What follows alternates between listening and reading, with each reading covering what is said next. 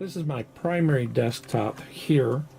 You can see 3 monitors. The monitor in the middle right now, I've detached the HDMI feed, and that feed is now going into the VoiceOver room. This is my computer down here. This was a build that I did in 2015. It's running an MSI Gaming 5 motherboard, which was a replacement for a failed MSI Gaming 7, which has been repaired, and I've got it in a box as a spare. So everything from the room comes here via Cat 5. And in the previous videos, I've gone over those connections. So in order to get the video over there, I have the video going by means of the JTech Digital HDMI to Cat 5 converter. Interesting thing about that is that the HDMI converter is working with a small digital television. I tried 3 monitors, including the AOC 2050 that's in the center there, and they do not work with the HDMI feed. And that's odd because now on the back of the AOC 2050 I have a DVI connection, but I'm doing a HDMI to DVI connection converter on there, connector. Alright, I'll get the right word in a minute. So that's what I got there. So right now I haven't gotten all my connections out here where I want them, but right now this USB feed right here is actually carrying the audio from the Focusrite. It's also carrying the information from the keyboard, the mouse. It's also activating the webcam, which I was able to actually get working tonight. So that was really good. So that's where that connects. And there's this is a mess right here. But you can remember in the other videos I showed the connections here to the surface mount box. And the surface mount box brings in there's 2 Cat 5 feeds for video. One of those was for VGA, and VGA is not real clear, and when I fed that through and ran it off of the Cat 5, it wasn't bad. It just wasn't as good as I wanted it to be. So I'm running the HDMI signal there over that yellow cable. The white cable is actually connecting to the USB, and these are going to get rerouted here shortly. So I have 2 video cards in the computer. One is an NVIDIA 750 GTX. I believe that's I want to say it's a PNY card. It's got a gig of GDR RAM, whatever. Okay. Computer tech for over 20 years, and yeah, I'm losing it. I've been focusing on all this stuff, and I'm losing it. Anyway, I actually could connect to a second video card here on the computer, and that's an Intel HD graphics. It's a 4000 series. I want to say it's a 4600, and I originally was running the HDMI signal off of that, and running 4 monitors, and I've worked off 5 monitors out here, and when I'm running a video editor, maybe a script and an audio editor.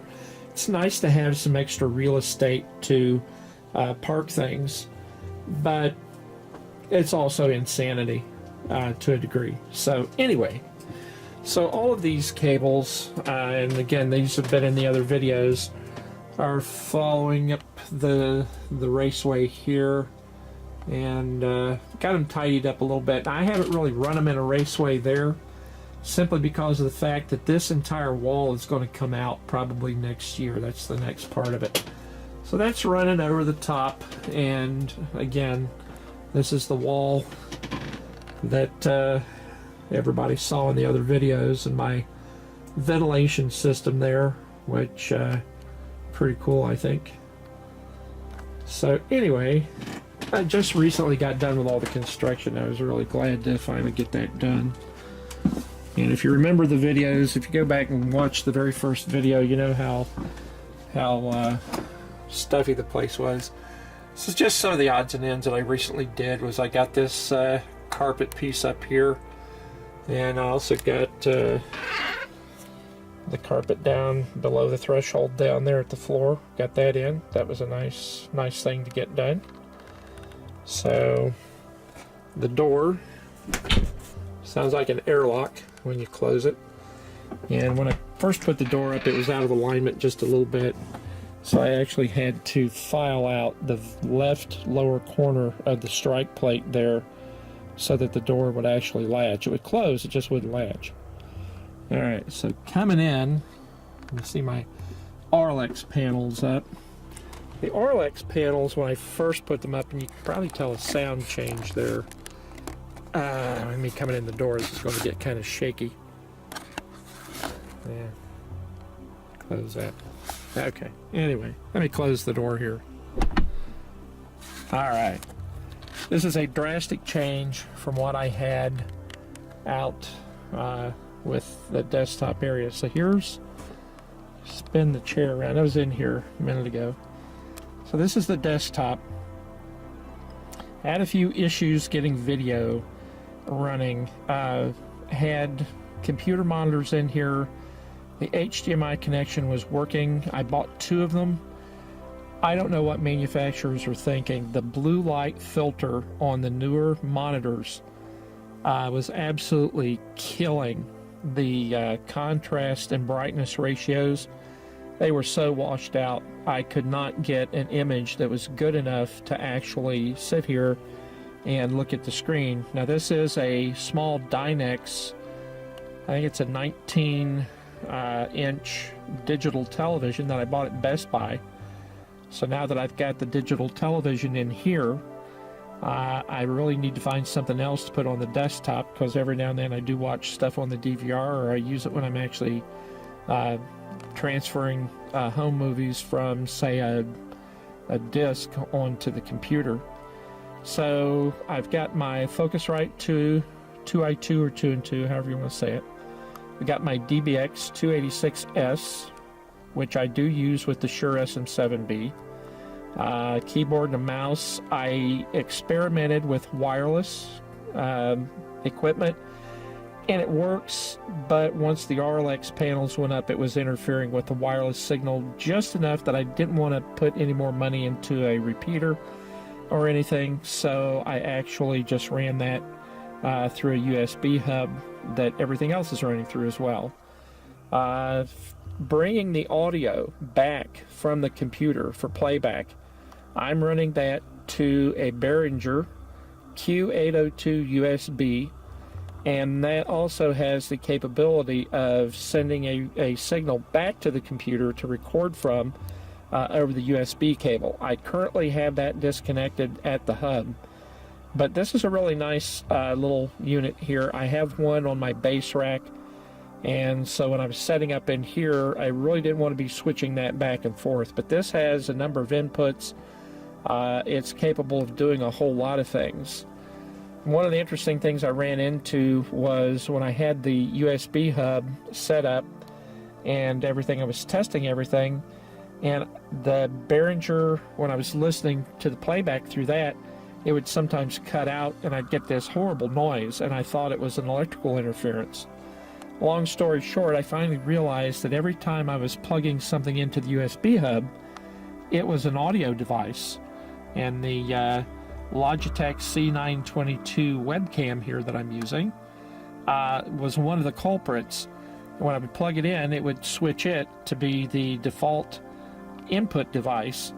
And of course, all I was getting through the Behringer was just noise. And I thought, well, I'm going to have to get a power conditioner. I run a Furman M-8X2 on my base rack. I was thinking, man, I'm going to have to buy one of those and put in here. But I didn't have to do that. And then, of course, I have my Shure SM7B. Now, I also have a Behringer C1 large diaphragm condenser mic, and I am going to be working with using that now that I have a room that has some noise control and everything, I'm definitely going to look into hooking that back up and using it as well. The dynamic microphones have a little bit better high-end response, I think.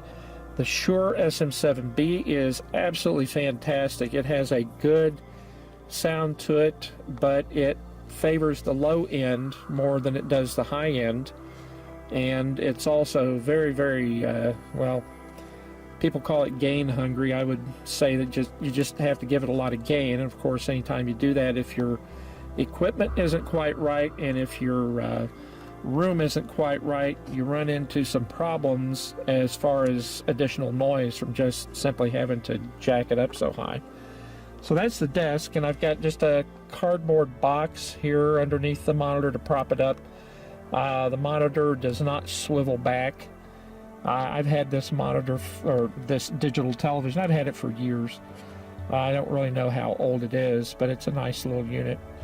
The only thing I did here for the Behringer mixer is I built a little rack under here. It took me about 5 minutes to make that. It's just scrap plywood and things. I wanted to get it up at an angle so that I could see it, plug everything in, but that also gives it an airspace underneath, because these things get hot. And if you use anything with a transformer like that, you know it can actually generate a lot of heat. And the Behringer transformer really gets hot. I mean, it gets hot. So it's also not switched. So I'm going to go over how I've got everything connecting here in just a second, and you'll see how I've remedied that. But it's a great little unit, it really is. And that way I can listen to the playback. I haven't experimented with it yet, but there's line outputs or the headphone output on the Focusrite I might run into there as well, just to play around with and see if I can actually listen through that. That way I figure if I've ever got a live session with somebody, I can hear them and they can hear me and everything. I don't know. We'll play around with that. I got my headphones down there. These are, bought these at Sweetwater. About a $30 pair of Sennheiser headphones. Let's see, I think it's got the number on it. Yeah. The HD201. These are good little headphones. Had them for probably a year now, and they've done pretty good. So, interesting thing about being in the room is it's like being in an elevator. Not only this, I mean, you can, once these RLX panels went up, I could really tell a difference immediately. It's just absolutely amazing. I'm glad that I bought the RLX product instead of something else. All right, I'm going to try to get underneath the table here, because this is where everything happens. Okay. All right, so looks like a jumble here, but one of the things that I did so that I can actually handle my connections and everything is I had a small fluorescent light that was on my desk out there, and I took it down, didn't need it anymore, and I put it under here so that I can have light, so that if I want to deal with any of these connections or anything, I can actually get under here and do something with it.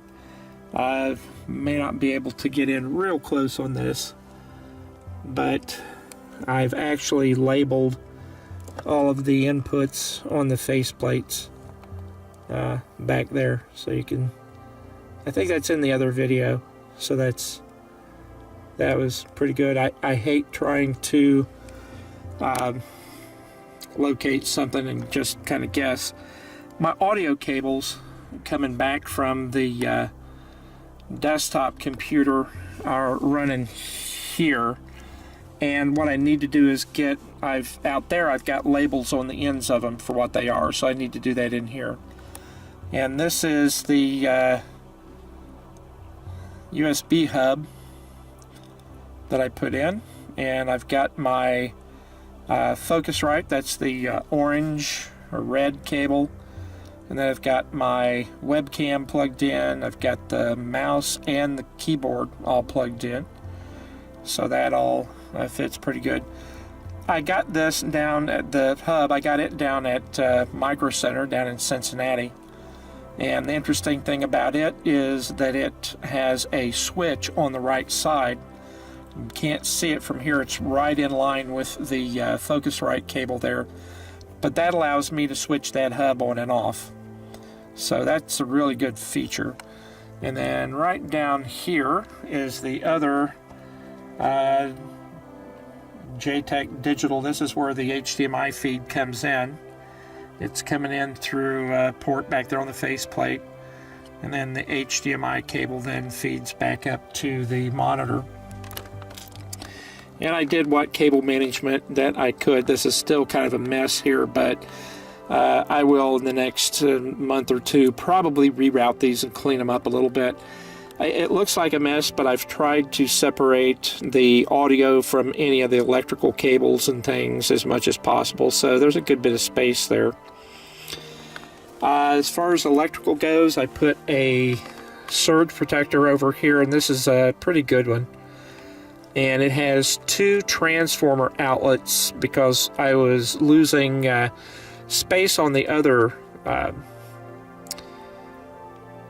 can't talk. I was losing space with the other surge protector that I had because there were 6 outlets, which would have been enough, but there weren't any transformer outlets. This one here has areas that are separated a little bit farther, specifically for transformers. And the good thing about this is it has an on-off switch, which a lot of them do, but it also shows you if you're grounded and shows if your power's on. So when I'm done for the day or whatever, I can actually just turn everything off. The USB hub obviously will get some degree of power from the computer, and that's where I can go over and hit the switch on its side and turn it off.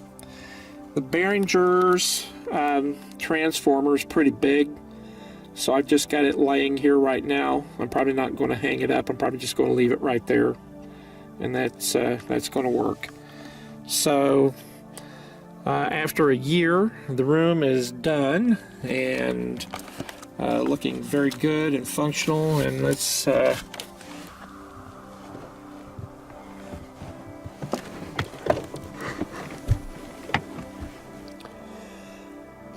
so the only thing I haven't done is I haven't carpeted the input part of my ventilation system. And let's see if I can get down here and see this. The reason why is because I have found out that if I direct the pipe up and aim it down, it really helps to absorb more noise through those baffles. So I will probably rework that at some point. That's not terribly noisy, and you can see that I did carpet the upper side, and there's foam in there and everything. It's in the other videos. Let me switch this on.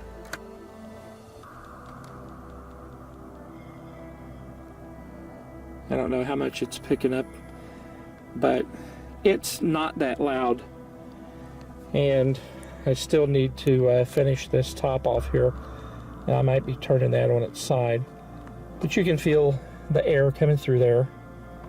It's enough that if you're in here working, you'd actually get some circulation. So that all that does work. And the noise level, I won't run it when I'm recording, but it is definitely functional and working and all that kind of stuff. And yeah, everything looks good. So I've done some test recordings. I'm going to add a couple of test recordings here, trying to locate the noise floor. I'm going back over Alex's videos on noise floor, and if it's where I believe it is, then I have accomplished the goal of creating a space that's going to really give me some good recording quality. So I'm going to turn this off, and the next part I'll get into some of the testing and noise floor and all that kind of thing. Okay, I couldn't resist. I thought about an alternative lamp in here, and the only one that I had is the Christmas Story leg lamp. This is the mini version. So I don't know if I'll keep it in here or not, but gives a little bit of light, not quite as harsh.